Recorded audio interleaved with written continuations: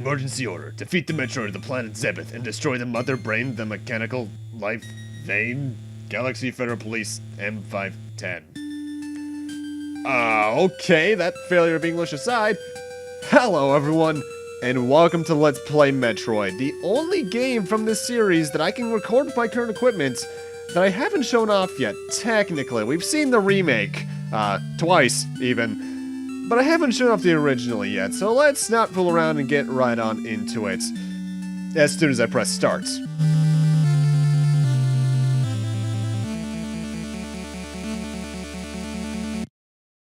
I don't think I've mentioned it yet, but I absolutely love that theme. Either way, starting off here on planet Zebes, which it's not Zebeth, that's a mistranslation on the title screen, I'll get more into that in a minute. Our beam is pathetically short, but if we go immediately to the left, we can find our good old friend, the Morphball. Unlike later Metroid games, though, you only have to press down once in order to access it, because crouching wasn't a thing until Metroid 2. Let's look at what we got going on the screen, though. We have a really pathetically short beam, doesn't even go halfway across the entire thing. We only started with 30 health out of a possible maximum of 99 at the moment. Samus starts off really underpowered in this game.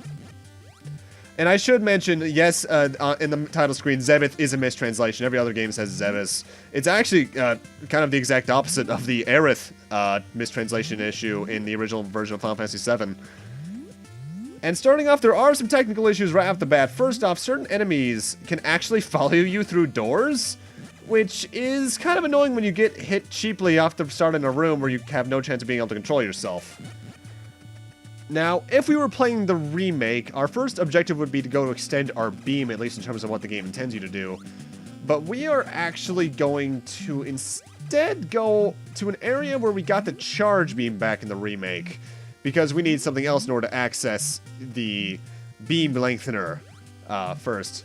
And while I'm doing that, let's go over this game's storyline, because the manual, of course, does have a story. In the year 2000 of the history of the cosmos, representatives from the many different planets in the galaxy established a congress called the Galactic Federation, and an age of prosperity began. A successful exchange of cultures and civilization resulted, and thousands of interstellar spaceships ferried back and forth between planets. But space pirates also appeared to attack the spaceships. The Federation Bureau created the Galactic Federation Police, but the pirates' attacks were powerful and it was not easy to catch them in the vastness of space. The Federation Bureau and Federation Police called together warriors known for their great courage and sent them to do battle with the pirates. These great warriors were called Space Hunters. They received large rewards when they captured pirates and made their living as space bounty hunters. It is now the year 20X5, getting all Mega Man up in here, of the history of the cosmos, and something terrible has happened. Space pirates have attacked a deep space research spaceship and seized a capsule containing an unknown life form that had just been discovered on planet SR-388. This life form is in a state of suspended animation, but it can be reactivated and will multiply when exposed to beta rays for 24 hours. It is suspected that the entire civilization of planet SR-388 was destroyed by some unknown person or thing, and there's a strong possibility that the life form just discovered was the cause of this planet's destruction. To carelessly let it multiply would be extremely dangerous. The Federation researchers had named it Metroid, and were bringing it back to Earth, when it was stolen by the space pirates. If Metroid is multiplied by the space pirates and then used as a weapon, the entire galactic civilization will be destroyed. After a desperate search, the Federation police have at last found the pirates' headquarters, the fortress planet Zebes, and have launched a general attack. But the pirates' resistance is strong, and the police have been unable to take the planet. Meanwhile, in a room hidden deep within the center of the fortress, the preparations for multiplying the Metroid are progressing steadily. And there are 2 paragraphs of the story, but I'm going to take a break from that for a moment to explain some of the things that's actually going to be happening up here coming really quick. First off, we got the introduction of 2 of the game's more annoying enemies. These guys coming out of the tubes, which are the Zebes. The Screes, which I think they are on the top, which are basically the early precursors to the Shriek Bats from the Prime series. And most importantly was that little flying enemy I fought earlier. That was the Rio. You'll hate them. Also, now we have missiles. Similarly to Metroid 2 onwards, though, it's not like Zero Mission where you can just hold a button. You have to press the select button, in which case Samus will be partially highlighted as blue, and then you can fire missiles out. Missiles are probably your most damaging thing in the game, but you only have 5 of them to start. You get 5 per missile container, and they're pretty hard to find, honestly. Enemies can also drop them, but that's not very reliable. They usually only drop 2 or 3 at a time. And now that we have those missiles, we can do something about our beam upgrades. So now let's head back to that blue shaft we were in earlier, because Brinstar is the name of the area we're in right now. It has 3 major shafts. The blue one to our left, this gold one, and then another one on the far right of the area. Keep in mind the gold shaft here for later on, because I will be cutting back here every now and then. Either way, back to the narrative of the storyline. As a last resort, the Federation Police have decided on this strategy, to send a space hunter to penetrate the center of the fortress and destroy Mother Brain. The space hunter chosen for this mission is Samus Aran. He, keyword he, He is the greatest of all the space hunters and has successfully completed numerous missions that everyone thought were absolutely impossible.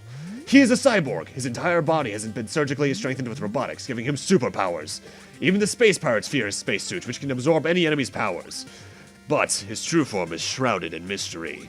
The planet Zebes is a natural fortress. Its sides are covered with a special kind of stone, and its interior is a complicated maze. On top of that, the pirates have planted devices and booby traps in the maze. And the pirates' Eerie, spelled E-E-R-Y, followers lie in wait around every corner. Samus has now succeeded in penetrating Zebes, but time is running out. Will he be able to destroy the Metroid and save the galaxy? Since there's sequels, probably.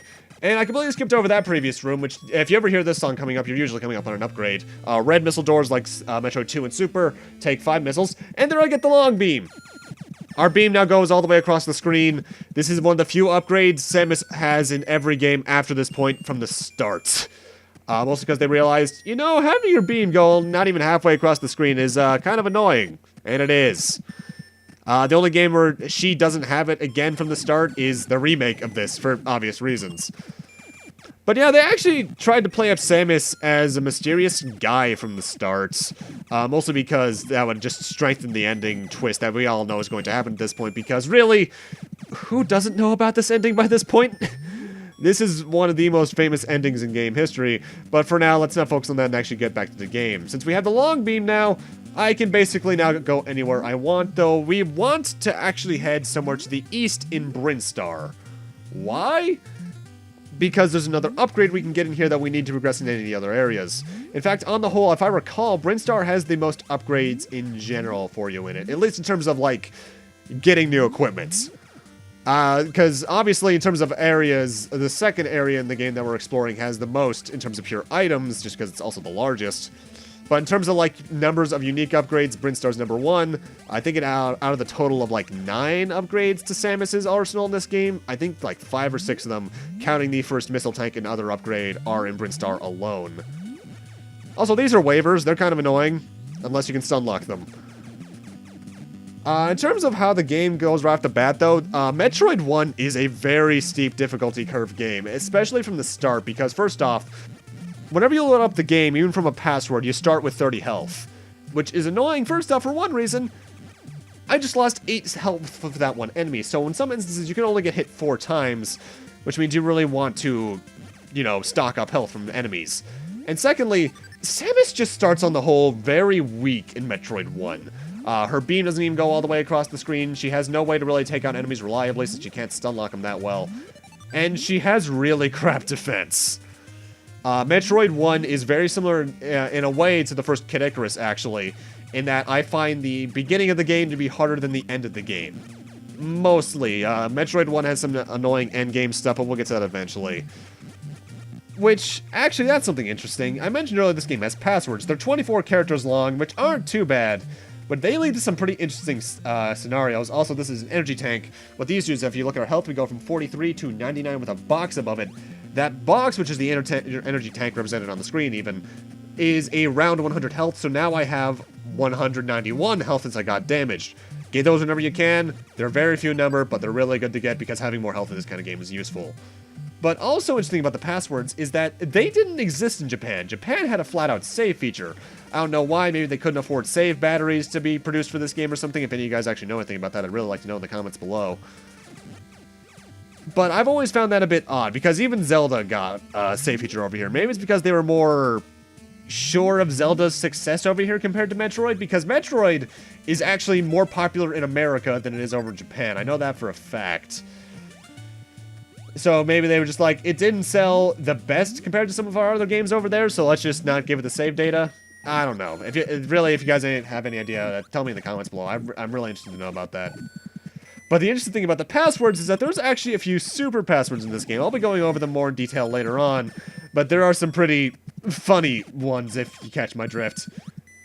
Either way, since this tune's playing, that means you can tell we're coming up on an upgrade as soon as I let this zoomer get out of my way. Get out our missiles. By the way, if you want to speed up opening the doors, just get closer to them. And there's the thing I was talking about earlier with enemies getting through doors. That's really stupid. And here we get the morph ball bombs. Plain and simple, when you're in the morph ball, press the B button, you can lay a bomb. First off, the explosion is actually a pretty lethal weapon. It actually does damage depending on the frame, I believe. And it also boosts you up a bit, which is actually important to get into some more fall exclusive passageways later on. But it also allows you to destroy certain kinds of blocks, which now, because of that, we can access basically the rest of the game. Not all of it, I'd say at most probably somewhere in the 80s%, because there's still one more mobility upgrade later on. But you want to get those, plain and simple. But it's because of that we can now also access the next area. Brinstar is just the starting area, and it's honestly the easiest because of it, even though it has my favorite song in the game. Metroid soundtrack, by the way, is fantastic. There's only about, I think, 8 tracks in the main game in terms of, like, full-out musical tracks, not counting, like, sound clips. But damn it all, they did a really good job with this game's soundtrack. Though I actually have to appreciate this game for something. I'm actually not the biggest fan of Metroid 1 on the whole, because first off, it has aged very not too well. That was grammatics. Because Samus just doesn't control that well, and honestly, this game really loves to kick your ass sometimes. But I have to give this game a lot of thanks because it births an entire genre that I absolutely love, because the whole... The term depends on where you're going. Some people just call it Metroidvania, some people call it Egavania, because of the whole Symphony of the Night thing onwards doing this very similar thing. But this is one of my favorite genres in gaming history, and I absolutely love it. But notable about Metroid 1, there is no map, so either you need to memorize where you're going, or you need to draw your own map on, like, a piece of grid paper from, like, your math textbook. Or not math textbook, math notebook. Which, admittedly, in this game's case is not too bad, because if you represent each screen as one dot, you can find your way around pretty easily. I believe Brinstar is the second largest area, though, so you're still in for some stuff. Either way, now that we have more fall bombs, we can actually do something here. We can blow up this floor to land on fake lava. I think that's lava. It's either lava or acid, because they're actually 2 different entities in the series. And come down here for another upgrade.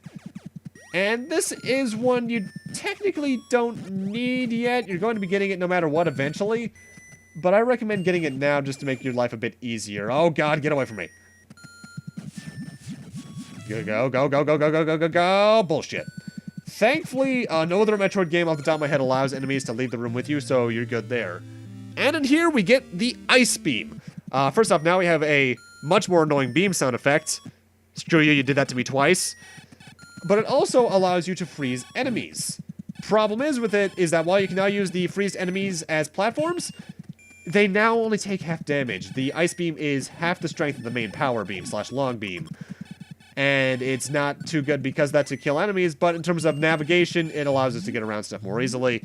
Though, just get used to handling this beam. You're going to be using it for a while. Either way, our next destination is actually back towards where I got my first pack of missiles. Because there was an area over there that I couldn't technically go through just yet because I didn't have the right amount of equipment to get into a later area. Also, this is annoying because I don't have later upgrade. I need to wait for the block to regenerate on top of me so that it will damage boost me upwards towards the door. This is just me doing this early. If you wait for later on, you can jump up here no matter what, essentially. Thankfully, it doesn't take me too long. I hope. Either way, one thing I should mention that I'm not doing in this part because, you know, it's part 1, is that later on in part 2 onwards, I'm actually going to be cutting out some amounts of backtracking because obviously this game has a lot of it, and some of which would be really redundant to see. Namely, I'm going to be doing it to try and save time. I'll try to cut to a place that you'll be familiar with by that point, like a place I'd been to earlier on in the part, or maybe not even 2 minutes prior. But I'm just going to warn you about that ahead of time because that might confuse you in terms of the route I'm taking if you're following this as a walkthrough, which you potentially can, because I am getting every item in the game. Just not in the speedrun method. In fact, I'm no speedrunner for this game because the speedrun for this game is, I think, like 15 minutes long. My record for this game is not even below an hour. For the remake, it's below an hour. I think my remake, my Zero Mission record's 52 minutes, roughly. But not this, because Samus controls decently in this game, but she's still kind of got some NES control issues going on where she's rather stiff to control, and good lord, the slowdown. I'll give Samus this, though. Her jump is more manageable than anything else on the NES that I can think of off the top of my head. Particularly Double Dragon, which, fun fact, this isn't as relevant at the time of this getting uploaded, but because Double Dragon 4 got released like a month ago, I actually finally went back to the first Double Dragon and beat that damn game after it was taunting me for damn near 17 years. And I learned that I was actually pretty close to the end of the game when I always got killed off. I always got killed off at the Double Abobo fight about a third of the way through stage 3. Mind you, it helps I didn't realize I could go into those caves that they created when they fell through the walls. I always just went to the right, which means I was looping the stage over and over again. It felt good, though. That final boss was actually pretty satisfying. Double Dragon 2 is better, though.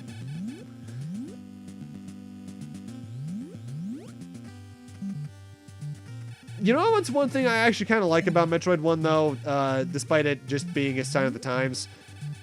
The fact that there's no backgrounds in any of the stages, really, because they're all black voids, which means you're looking at a lot of black on the screen right now, even with the things going on in the background.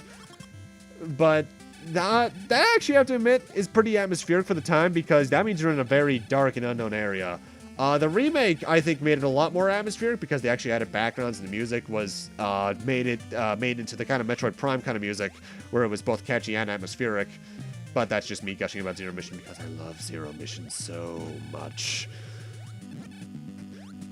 Either way, past where we got our missiles earlier on, once I let that zoomer just go along his happy way, there is actually another end to this hallway, big surprise. And in it is our first of many elevator rooms. There are a total of 5 areas in Metroid 1, technically 4 if you want to count one is an extension of the other, which it technically is in the other games. But with us accessing this elevator room coming up here, which is to Norfair, by the way, I'm going to end this off here. Thank you guys for watching, and in part 2, we'll be exploring a lot of Norfair. We're getting some more upgrades in the process before continuing on our way to actually, play the game well. See you guys then.